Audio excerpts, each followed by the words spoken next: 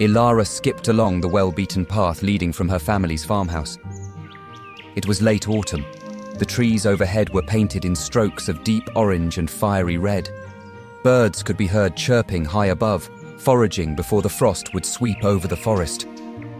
Accompanying the birdsong was the occasional squeak and tumble of a busy squirrel searching for nuts that had fallen to the ground below.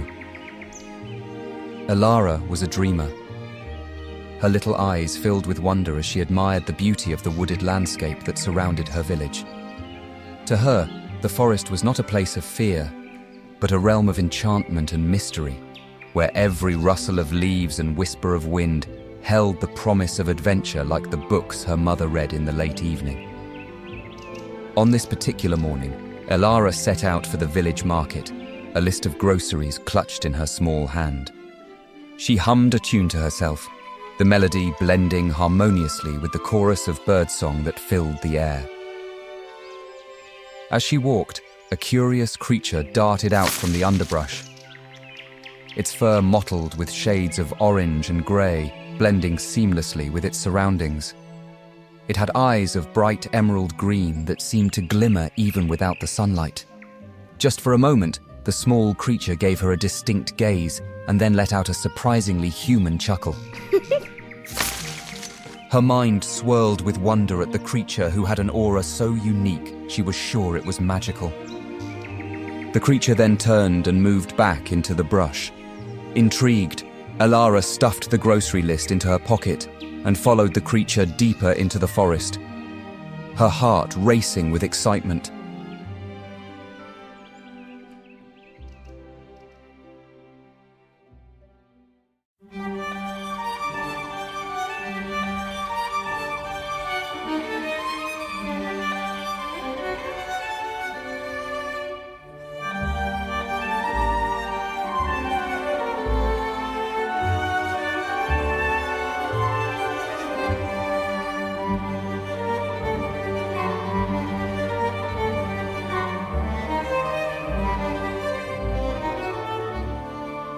There are few beings within the Forgotten Realms who can match the cruelty, depravity, and cunning that the foul beings known as Hags possess. With their definitive origin shrouded in the mists of time, they were believed to have somehow emerged from the depths of the Feywild, embodying the very essence of nature's mercilessness since time immemorial. As notorious braggarts and masters of deception, any claim they have made about their lineage must be taken with a grain of salt. This is a result of either their distorted view of history or a deliberate deception. Legends of these beings exist across a diverse array of cultures throughout Faerun, yet separating truth from fiction is a formidable task. With only a handful of common narratives offering mere glimpses into their elusive reality. From interbreeding amongst fey creatures and giants to an ancient curse bestowed thousands of years ago, there exists no shortage of tales that seek to explain their origin. Amidst these varied narratives, there once existed a singular origin story of the Hags, encompassing the disparate green, anise, and sea hags, as well as the hag goddess Cegilune. This legend found echoes in the long-standing mythologies of ogres and hill giants, offering a glimpse into the possible true origins of these enigmatic beings. As the story went, when the world was young and dark, many terrors lurked in the shadows. And so the fearful races sought protection from that which went bump in the night. In response to these prayers, the moon came into existence, and with it a queen to command the light, Cegilune. Cegilune was a silver-haired goddess who was unmatched in her beauty. Her worship spread across the world, as did the unending attempts at courtship by her followers. She adopted the most pious and pleasing priestesses as her daughters, and granted them powers they were to use to grant her greater status. Her prophets were given the ability to walk on water so as to spread her good word. The songs of Cegilune bestowed beautiful voices to allure others into service, and her protectors the strength to protect other worshippers from harm. In her glory days, she was feared and wondered. But success breeds complacency, and complacency breeds failure. Cegilune's flaws were already evident. Despite her beauty, she was as mercurial as the moon itself, and she chose her followers partially based on how much the beauty of their forms reminded her of her own. Eventually, she began growing indolent and uncaring, gluttonously partaking in worship while giving little to her followers in return. As new deities began to emerge, all but her adopted daughters left, the rest having bitterly left her in favor of adopting new patrons, while mocking the aloof moon goddess. Cegilune was unaware of her waning adoration until her eternal beauty was ended by her first wrinkle. Her good sense eclipsed by anger, Cegilune went on a killing spree, murdering hundreds of her former followers, while the children of the moon went on a bloody crusade. Cegilune's hateful response proved unwise, as her younger rivals had far more collective worshippers than she did. Those that weren't killed were driven to the dark wilderness of the world. Cegilune herself was left weakened by her tantrum, for even having hoarded her power, the fit left her exhausted and ruined her beauty, leaving her a pale reflection of herself and forcing her too to flee to the deepest, loneliest crater in existence. Her followers found themselves twisted by the malevolence infused in what once was her blessings. Her water-walking prophets becoming sea hags, sweet-voiced songs becoming green hags, and powerful protectors becoming anise hags. In the modern era, hags exist as malevolent beings infused with dark fey magic that prey on all mortals. They are the antithesis of all that is good and seek only to spread cruelty and suffering. Cegilune herself has been reduced to the wicked goddess of hags, her connection to the moon becoming long overshadowed by a newer goddess, Cegilune. Cegilune seeks revenge for her ancient dethroning, using all of her remaining divine power to wreak havoc on the mortals who betrayed her.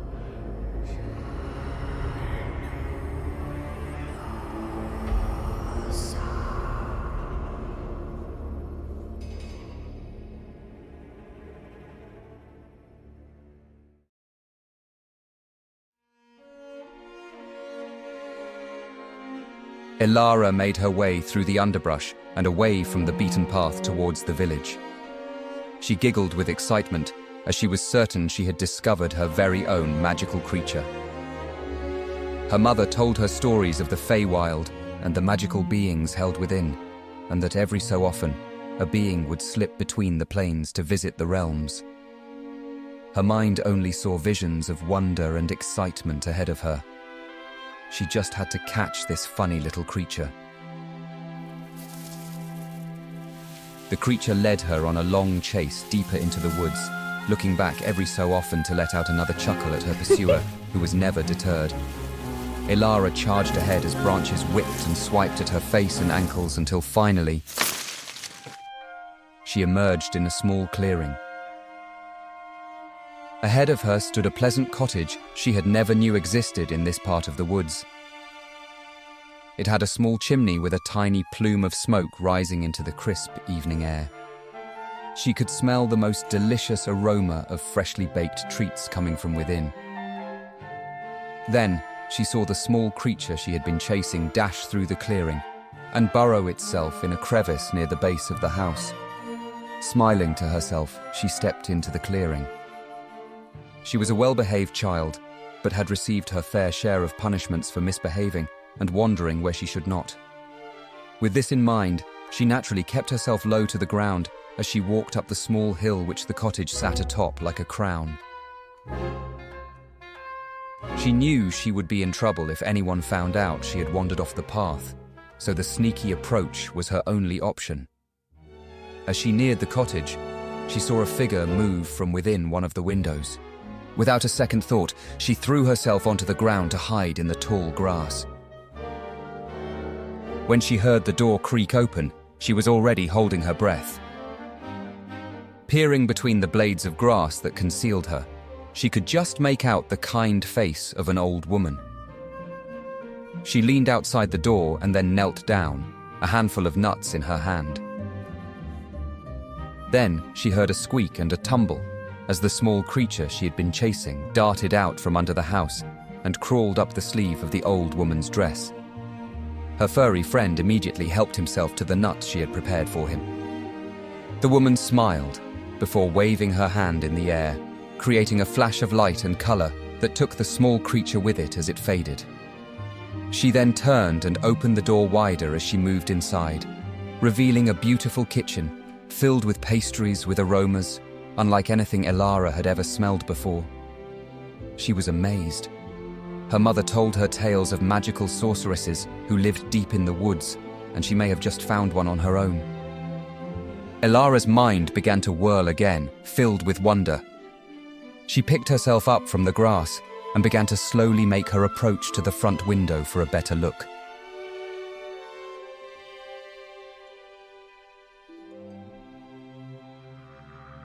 Those unfortunate enough to encounter one quickly realized an irrefutable fact about these beings. Hags were the embodiment of evil.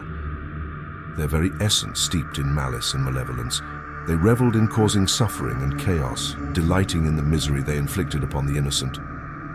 To label them merely as evil would be an understatement. They were petty, greedy, cunning, merciless, loathsome, and tyrannical, with depths of depravity that defied easy description. Their twisted values extended even to their appearance, finding pleasure in their own moral and physical repulsiveness, and finding revulsion in beauty to the extent of disfiguring those who possessed it.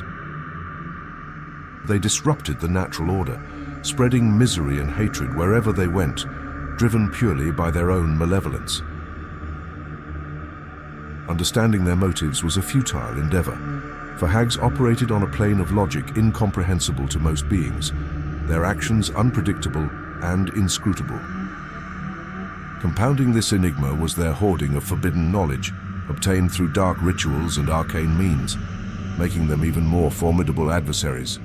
Fortunately, their greed often led them to keep this knowledge to themselves, sparing the world from the full extent of their dark wisdom. Yet, even with this knowledge withheld, hags remained formidable foes, their very existence a blight upon the world. Hags were masters of patience, weaving intricate webs of manipulation that spanned far and wide. Their understanding of mortal weaknesses and their ability to exploit them were unparalleled. Most actions made by a hag are purely malevolent, yet other, more rarer cases have been documented in which a hag will seemingly act in accordance with the currents of the multiverse. It is believed that this occurs whenever it best suits a hag to obey the commands of a higher power. Yet this is exceedingly rare and needs further study. The true purpose behind a hag's actions could remain obscured for decades, only unfolding under specific conditions. Yet regardless of the complexity or simplicity of their requests, their end goal almost always involved gaining leverage for some undoubtedly nefarious plot, whether directly or indirectly. Despite their undeniable wickedness, hags occasionally exhibited affection for things beyond themselves. Some even displayed maternal instincts towards others, although such occurrences were rare and did not imply overall benevolence or pride in their actions. Hags had little patience for disrespect from mortals, fueled by their belief in their own superiority over all other beings, especially humans and demi-humans.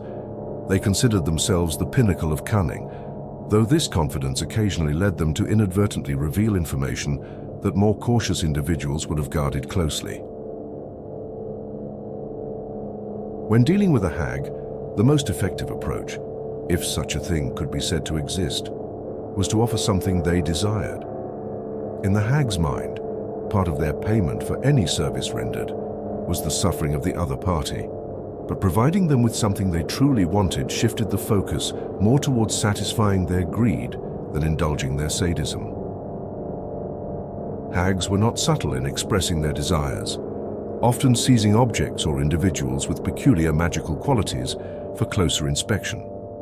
They would meticulously examine these items, employing all their senses before assigning them a value in their minds. A hag would eagerly pay a steep price for a bribe that was either exceptionally unique or genuinely useful, especially if it was something coveted by a rival hag. This might involve freeing captives, providing sought-after knowledge about local law, malevolent creatures, or arcane mysteries. Such transactions were unlikely to result in dire consequences. Even better would be to offer a gift to a hag without expecting anything in return, particularly if the gesture was made outside the context of negotiation. Hags detested being indebted to others, so such services, although less predictable, were less likely to be perceived as traps. However, even when deals with hags seemed straightforward, generous or fair, with no apparent strings attached and no harm to those around them, the motivations of a hag remained shrouded in mystery and enigma. Hags possessed a wide array of powers, though there were several abilities common among them. Despite their decrepit appearance, hags exhibited supernatural strength and agility, capable of effortlessly overpowering smaller beings and navigating obstacles with ease. Their proficiency in magic was another shared trait, often manifesting in the form of illusion casting to conceal their true forms, along with a natural resistance to magical effects. Moreover, hags were adept at casting curses and performing wicked rituals, enabling them to scry, prophesy, manipulate weather, and afflict those who provoked their ire. As a result of their proclivity for magic, many adventurers may incorrectly assume that hags should be treated simply as high-level spellcasters with malevolent intent. This would be a grave mistake. Hags are in fact capable of performing a myriad of feats attributed to powerful wizards or warlocks, but this is only a fraction of their true power. As stated before, the various subspecies possess many deadly traits. From the astonishing physical strength of the Anis Hag, the nightmare-inducing power of the Night Hags, or the shape-shifting abilities of the Green Hag, unpredictability is in their very nature. One should prepare themselves for both a physical and magical confrontation whenever a hag is to be challenged, as well as means to lift curses or cure disease, two of the favored methods of attack by hags.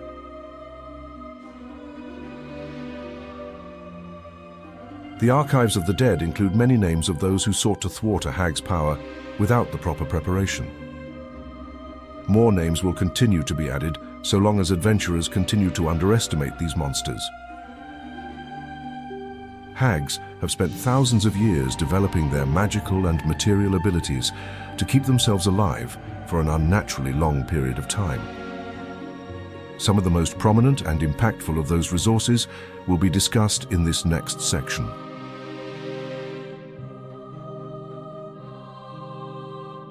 One of their most unique abilities was the power to infuse common mushrooms with their essence, serving as a safeguard against death. These enchanted fungi acted as vessels for the hag's life force, allowing them to revive unless the mushrooms were destroyed by fire. Over centuries of existence, most hags unearthed a realm of supernatural phenomena aptly termed weird magic. This enigmatic magic manifested in various forms, from peculiar rituals to arcane artifacts, all defying conventional magical principles. Each hag possessed a unique array of weird magic, making it impossible to predict the specifics of their abilities. Examples of weird magic ranged from rites capable of transforming individuals, temporarily resurrecting the deceased, rewriting memories, stealing emotions, and crystallizing blood, to summoning razor wind with a mere incantation. Weird magic items were equally eccentric, encompassing mummified toads that expelled clouds of ink, bottles containing wasps that could mend wounds, mirrors that fractured into shards of glass, jars housing death slugs, undead sensing eyeballs, or vessels containing memories. Not all items in a hag's lair were inherently magical.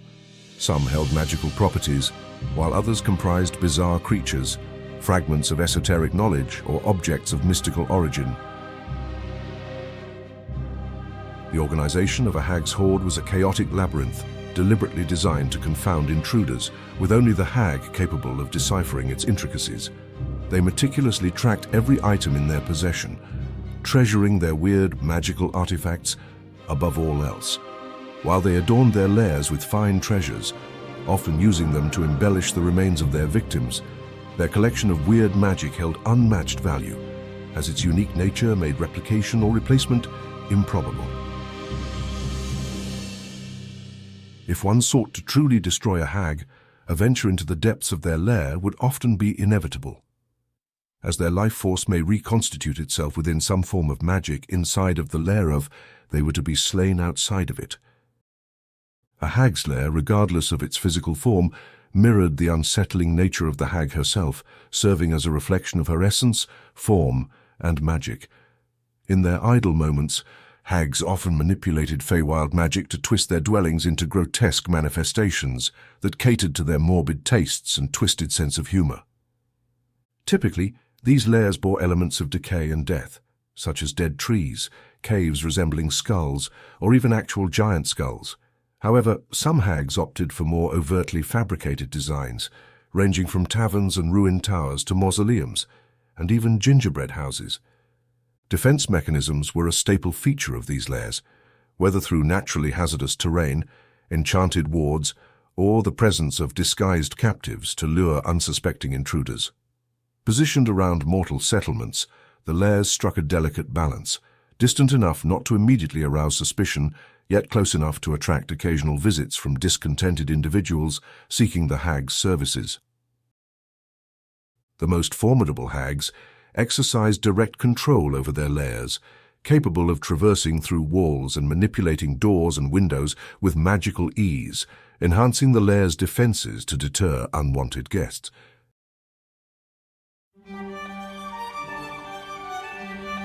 While this will be an exceptionally difficult task, easily claiming the lives and souls of lesser mortals, adventurers who are strong enough may just find success in ridding the world of a hag. Countering her magical attacks and avoiding falling into the trap of a twisted bargain, one may find a hag out of options as she lay cornered in her lair.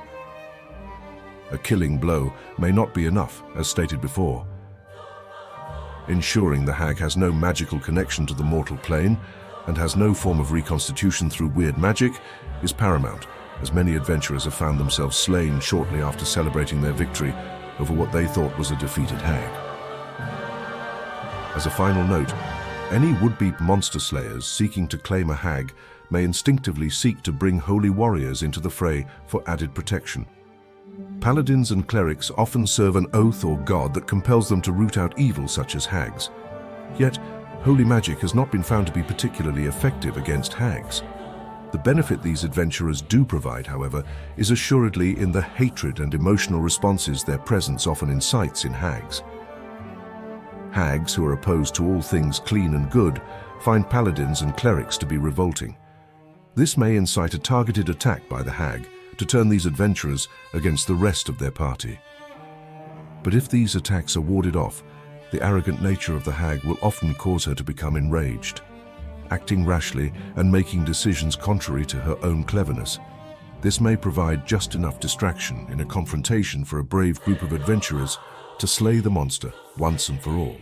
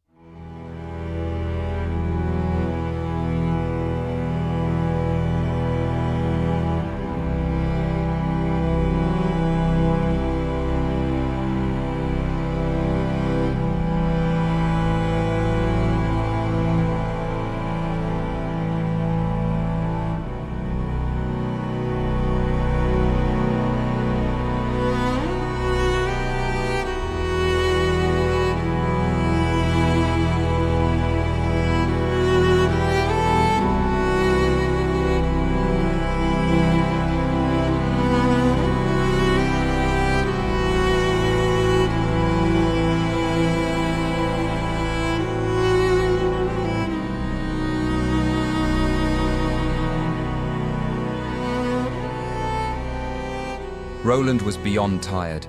His legs were weak, and his feet ached and bled from 2 weeks traveling by foot. Making such a journey without a well-groomed steed was thought to be below a man of his station. In fact, Roland enjoyed very few comforts a man of his station often earns.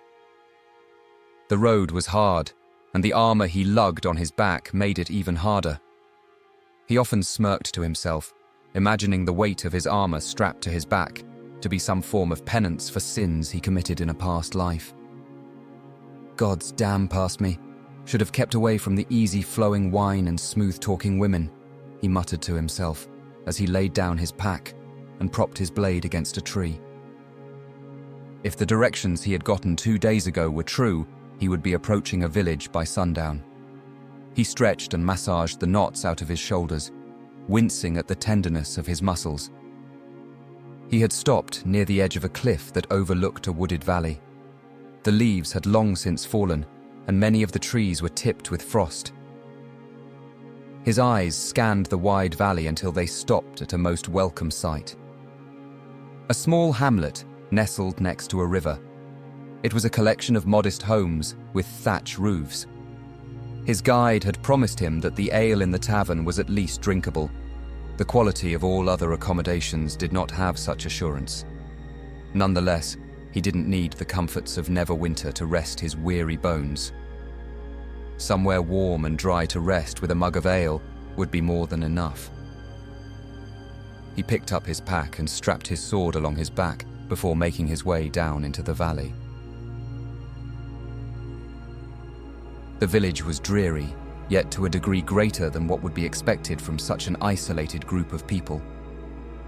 As he made his way through a dirt-beaten street towards the tavern, grim faces peered at him through windows and around corners. A thick fog and an air of hopelessness hung in the air. A lost harvest, perhaps? Folks this far from the rest of the world would be without food for at least a 10-day if that were the case. Not that they would have much to trade for it anyway, he thought to himself. He stepped up onto the deck of the largest building in the village before opening the double doors.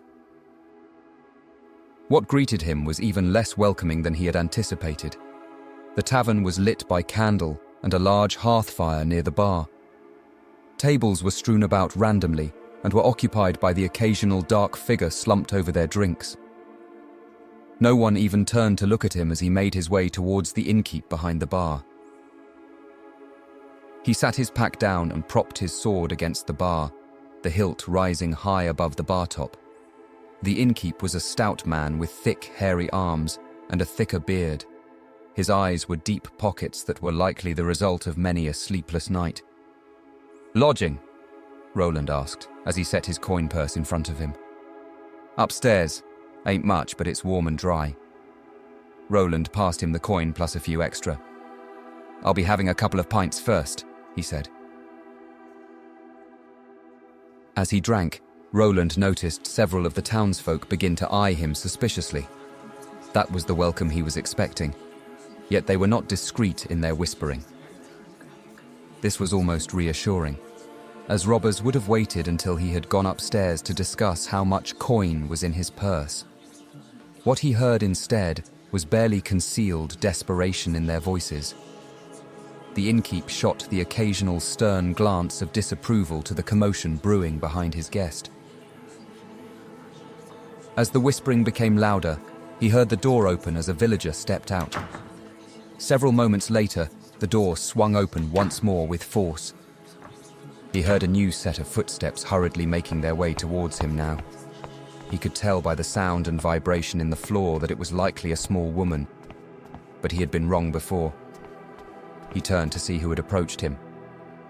A young woman with unwashed dark brown hair and eyes far darker than the innkeep's stopped in her tracks as he turned to face her.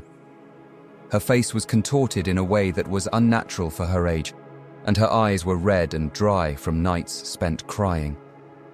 Grief. He had become all too familiar with its face. She held up her hands close to her chest in an effort to comfort herself, almost instinctively, but quickly brought them back down to her sides in a difficult sign of self-assuredness. "The sigil on your sword, do you serve an oath or a lord?" her broken voice barely held together as she spoke. "I serve neither god nor king, not anymore." A shadow grew over the woman's face as she thought of a response. "Well, coin is it then?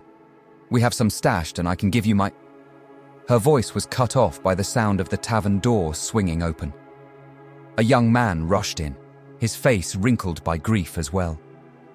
Without looking at Roland, he grabbed the woman by the arm and spoke in a harsh whisper. "Enough, Marion! She is gone, and you know it as well as I do. Leave this man to his drinks, lest he raise that sword against one of us." Tears began to well in the woman's eyes, and she broke free of the man's grip and rushed out of the door. The villagers who had gathered near the entrance broke apart to let her out. The man gave Roland a gaze that almost spoke for itself. Hopeless, he thought to himself. The gaze contorted into anger as the man turned and stormed out after the woman. Roland turned back to his drink and raised it to his lips. "All right, that's enough then. Off with you lot." The innkeep angrily raised a metal tankard he had been polishing to the small crowd at the door, who promptly made their way out of the tavern.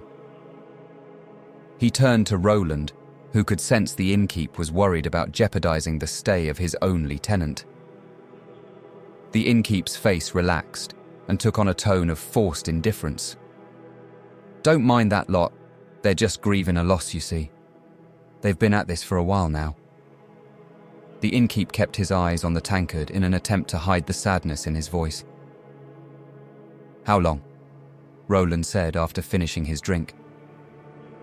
"Since before the end of the fall. A child, you see, lost out in the woods."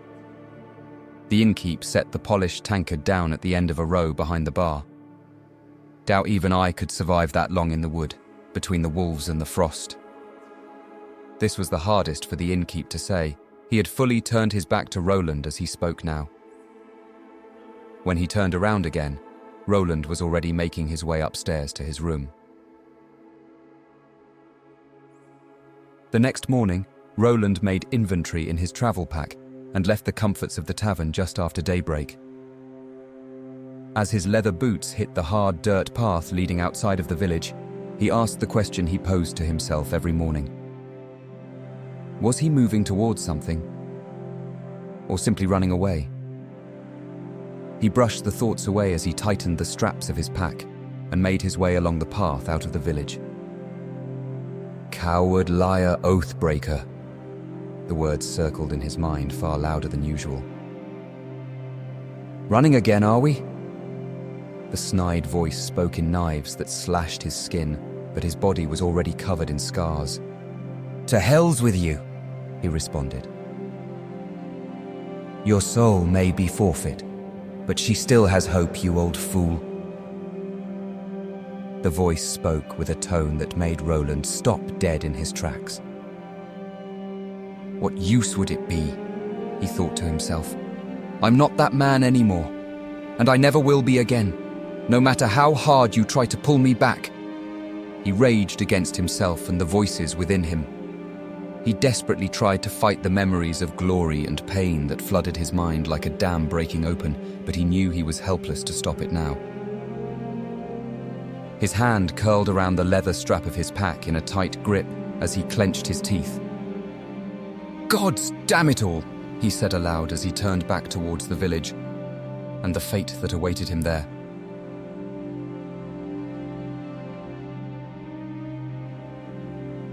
A heavy knock at the door made Marion leap out of her straw bed and dash like a madwoman.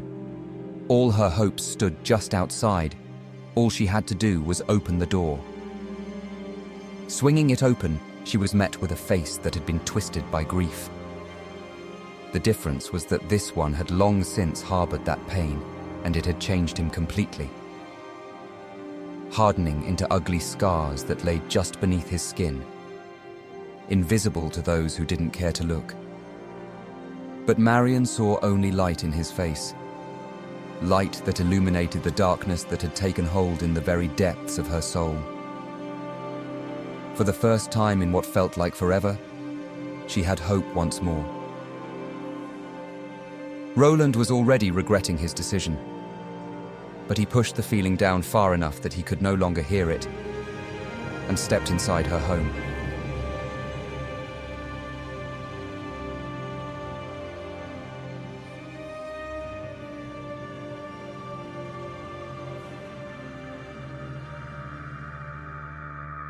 It should also be noted that a hag's lair may extend to an area far greater than one may first assume. Once a hag has established itself in a given area, it will begin to spread its influence in the region like a plague if left unchecked and unchallenged. The hag will extend as far as its twisted schemes require. Entire valleys or coastal peninsulas can be infected with a hag's influence if its power is great enough. The power of said hag will often magnify as its territory expands and its victims grow in number. A hag-influenced region can either be blatantly obvious or completely invisible to the common observer. This depends on a multitude of factors. A hag may choose to maintain an illusory aura around its domain, hiding its influence and creating a false sense of security for anyone unfortunate enough to wander inside. On the other hand, a hag may go to great lengths to ensure the area around their lair becomes as hostile and threatening as possible in an attempt to dissuade intrusion. The latter is usually done when the hag is in the process of working towards a goal, such as creating a coven or completing a dark ritual.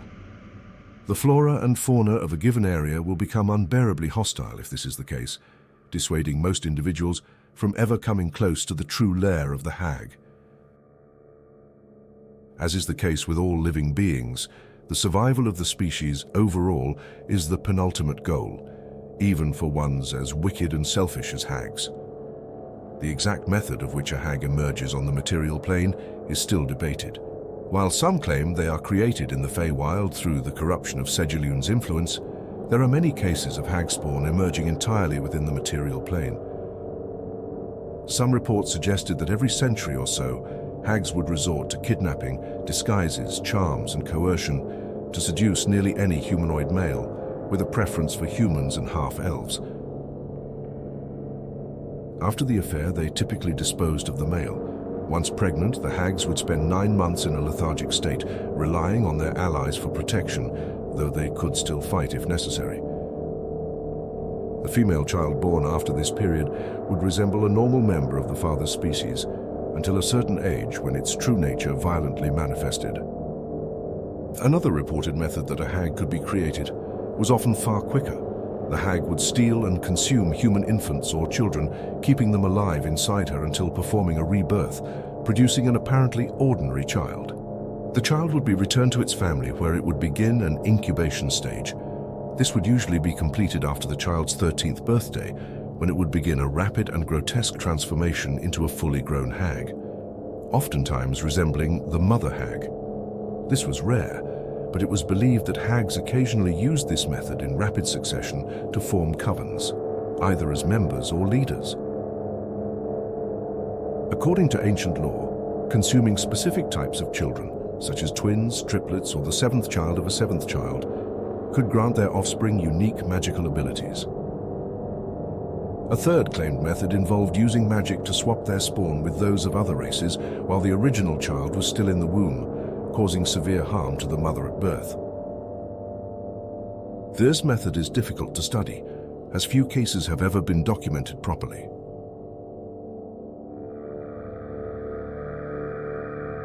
Engaging a hag in the process of creating a spawn can prove to be a most perilous task.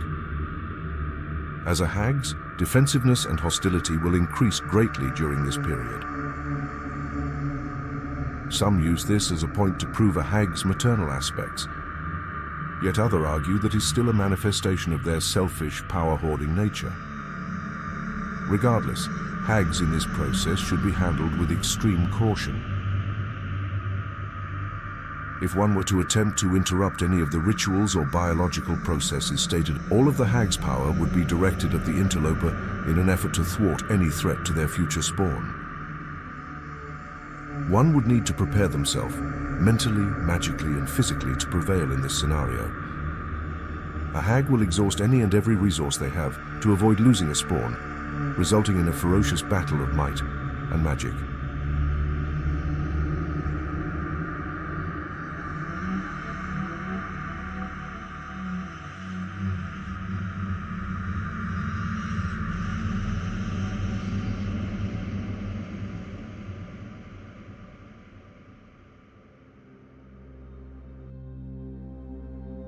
Roland found the steed's slow pace to be most agreeable. He considered anything that got him off of his feet for a short while to be nothing less than divine. The stallion's name was Philip, an old horse that Marion and her husband once used to pull their cart to and from town. In his old age, he had become stubborn and refused to pull, but a single rider and plenty of carrots were considered a fair deal by the beast. Roland coaxed the animal along further towards the woods, where Marion had described where her daughter Elara was last seen. The child was only 6 years old. Marion told Roland that despite her age, she knew the way to and from the village like the back of her hand. The path was well beaten from years of use by the family's cart, and Elara was taught never to stray from it. Their cottage was only a short distance from the village, further leading to the bewilderment of her parents as to how she could have gotten lost in such a short time. Marion was adamant that the girl was still alive. Despite the freezing temperatures and treacherous woods, Marion believed with all her heart. Her faith moved Roland in a way he hadn't felt in a long time. Maybe that was what drew him to mount this old steed and wander about a forest in search of what may have long since left this world. Faith. Marion provided one other detail to Roland before his departure. Since the disappearance of the child, the very forest itself seemed to turn hostile. Any soul brave enough to venture within would experience a sudden dread and crushing weight on their shoulders. This dark energy was what had kept the villagers from searching for the child, and was the source of the hopelessness in their hearts. These details brought a few grim suspicions into Roland's mind, but he refused to believe what he was hearing until he had ventured into the wood himself.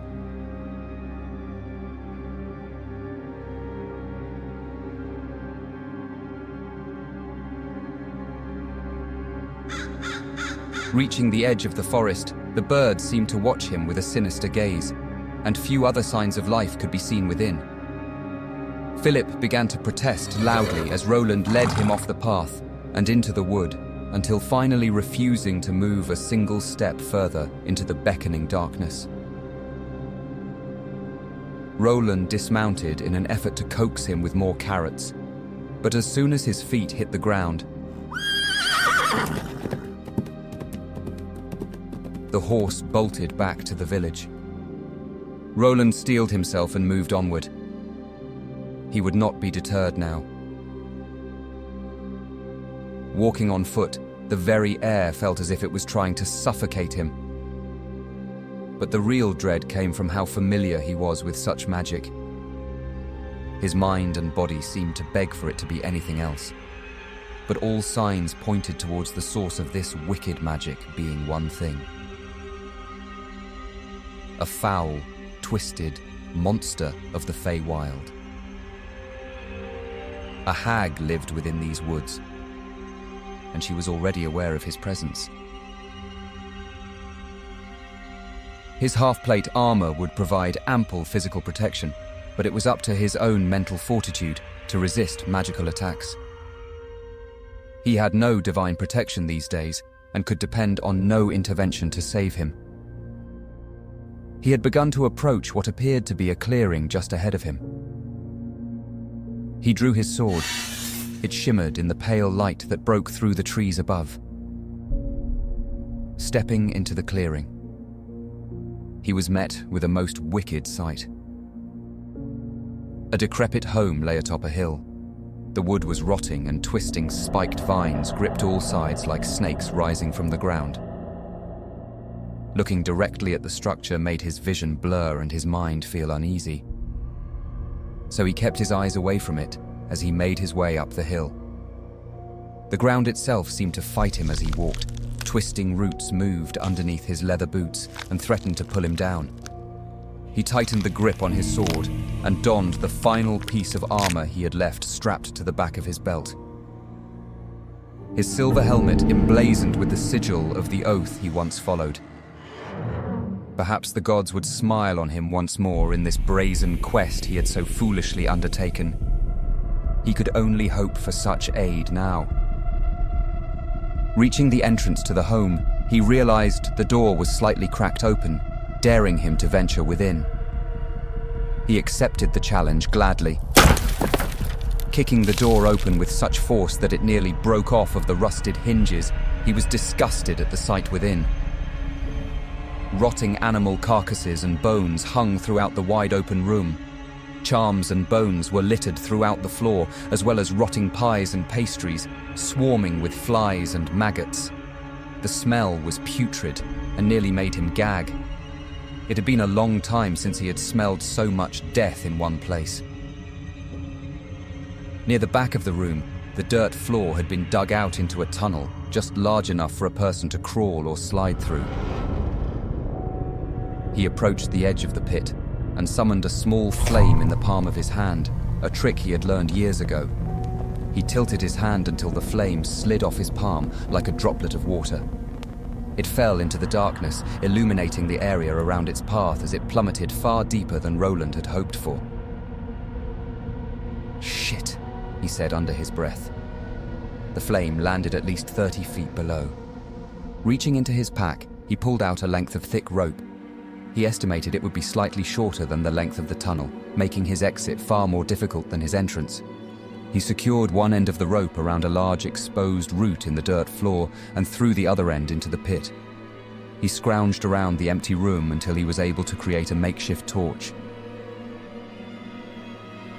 Placing his sword back into the scabbard on his back, he gripped the rope with one hand and the torch with the other and descended into hell.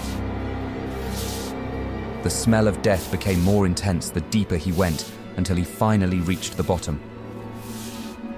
As he suspected, the rope hung a few feet off the ground. Cursing to himself once more, he leapt off the rope and onto the ground. The tunnel ahead of him was about 7 feet tall and 3 feet across, but seemed to widen further ahead. Holding the torch ahead of him and his blade close to his body in a defensive stance, he made his way through the darkness. The tunnel had widened slightly and continued to slope deeper into the earth. Luckily, his nose had become acclimated to the putrid smell by this point. Otherwise, he would have long since expelled his breakfast. About 20 feet away from him, the sides of the tunnel abruptly ended, opening up into what he thought may be a natural cave formation. He stepped into the opening and was met with pure darkness on all sides. The cave was massive compared to the tunnel he had emerged from.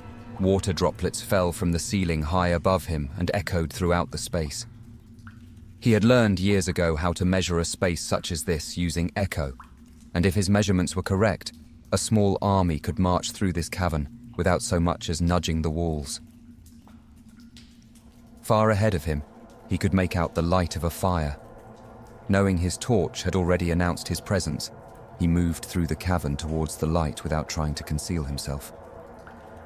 Every so often, his boot would land atop a brittle bone. Most appeared to be from animals, but every so often he would discover a human pelvis or skull. He had passed at least half a dozen of these bones before reaching the light's source. 2 torches on makeshift sconces stuck out of the cave wall beside a wooden door with no handle. The door had been inscribed with various runes which appeared to be made of dried blood. He called on his memory and identified the runes to be of the warding variety. Their creator had gone to great lengths to protect what lay inside. His memory of these runes was that anyone foolish enough to attempt to open the door would either be cursed, paralyzed, or disintegrated instantaneously. He didn't care which of the 3 it was. "You made me come this far. You owe me this at least," he spoke aloud to the empty cavern. He was indifferent to the silence he heard in response and held out his hand to the door before slowly pressing his palm against it. To his surprise, a soft glow emanated from his hand as the runes faded and turned to dust against his touch. The door creaked open by itself. Peering inside, he was greeted with the lair of a monster. A bubbling cauldron sat atop a green flame in the center of the room. There were several tables filled with books, swirling potions, and magical charms, as well as various cages containing small animals. Only a few of them seemed to be alive. In the back of the room, just barely visible in the darkness, a larger cage was tucked against the wall, and inside of it was the shape of a small child. Roland rushed across the room and knelt down beside the cage. The child was unresponsive, but breathing. Roland let out a sigh of relief and even managed a silent prayer of thanks to the one who had led him here. The lock on the cage was inscribed with runes similar to the door, but the light in his touch prevailed once more. The child's clothes were tattered, and her bare feet and hands were covered with dirt. Roland gently moved her head to see her face. Her eyes were wide open, but completely still. From this state, he was unable to tell if it was magic or potion that had subdued her, but he knew she needed the attention of a cleric immediately. As he began to lift her into his arms, he heard a sound that brought a chill down his spine and filled his blood with rage. A twisted cackle from just outside the door. He set the child back down and rose to face the monster. Standing in the doorway now was an old woman wearing peasant clothes. To most, her face would appear kind and caring, but Roland could easily see through her disguise. Just beneath the skin of an old woman was a dark and twisted being. A green hag. Her smile revealed a row of gnarled, rotting, razor-sharp teeth. Her eyes burned with hatred and disdain for the disgraced paladin that stood before her, an insult to her power in her own lair. "You wouldn't hurt an old woman, would you?" the hag asked in a tone of sinister sweetness. "Why don't you just leave the girl here, and I'll let you be on your way?" Roland was raising his blade to the monster. "What have you done with her?" he raged. "Oh, that darling will be fine for now. Creating a coven takes time, you see, and I can't spoil my prize just yet," the hag responded. "Oh, my dear, I can feel the pain within you, the guilt, the regret." The hag was speaking without words now, directly into his mind. "You could benefit greatly from this. Let Granny take care of you and I'll get rid of all those nasty memories of yours." The witch spoke in words dipped with poison honey. Roland felt his mind slipping away from him as the monster tugged at the roots of his sanity. Darkness began to cloud his vision, and he felt as if he was being swaddled with a warm blanket. The hag smiled. Just before his vision turned to black, he felt a tug at his boot. Snapping out of the charm, he looked down. Elara was still dazed, but had somehow managed to reach out to him, her small hand clutching the side of his leg. Roland felt himself once more and turned back to the hag, whose smile had turned into a scowl. "You should have just left town, love," she said, as her physical guise fell away like paper, revealing her monstrous form. "And you should have never left this hole." Roland raised his sword and charged ahead, his hands wielding holy retribution that came crashing down on the hag like roaring thunder.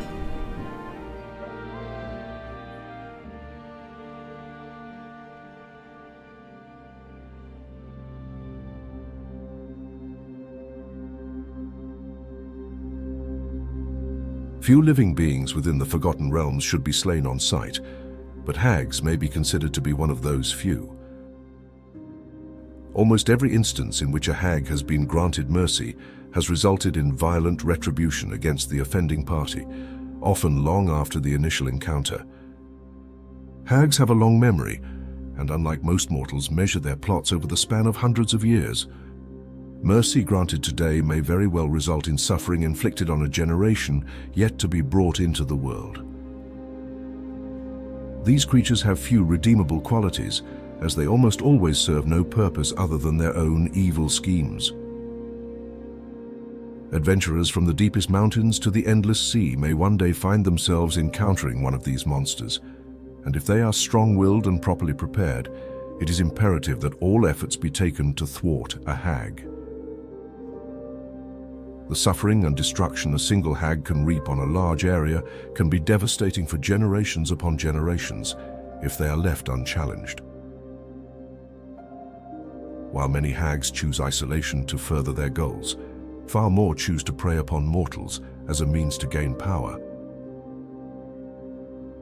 Once a hag gains a taste for power and the suffering of mortals, there is only a matter of time left before it spreads its influence and seeks to dominate the land and people around it. An individual who has educated themselves on their origins, magical and physical abilities, spawning practices and commonalities in lairs may have just enough advantage to succeed in a direct confrontation. Anis, green and night hags are not immortal, and often need to be reminded of that fact, lest they seek to destroy all that is precious and good in the world. It is therefore a common duty amongst all mortals with intentions aligning with the greater good and happiness of all, to hunt these monsters down in whatever dark pit they call home, to rid the world of their evil once and for all.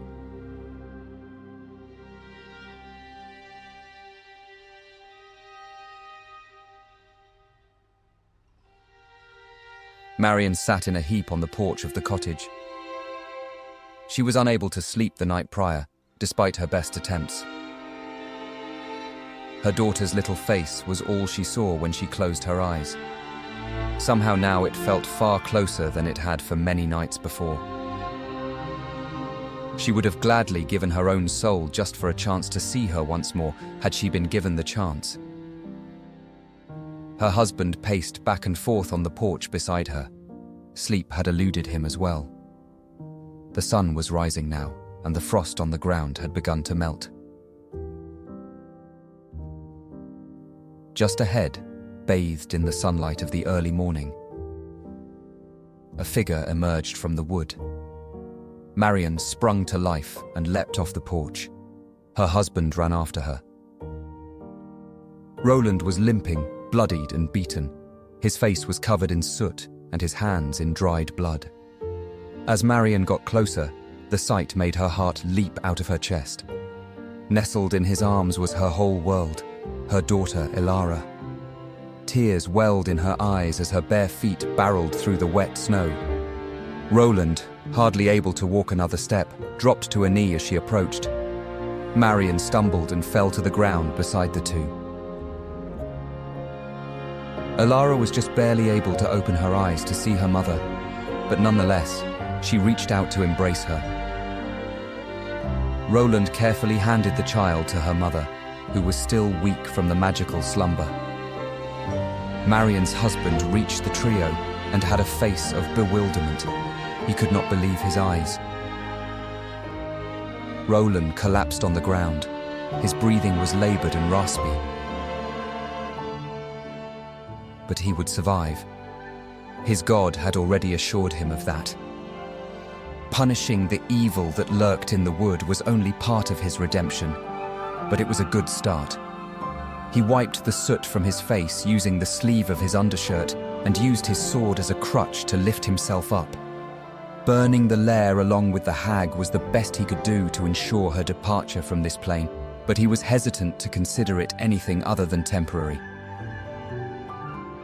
Handing the child to her husband, who moved to take her inside, Marion embraced Roland. "Thank you," she said with tears streaming down her face.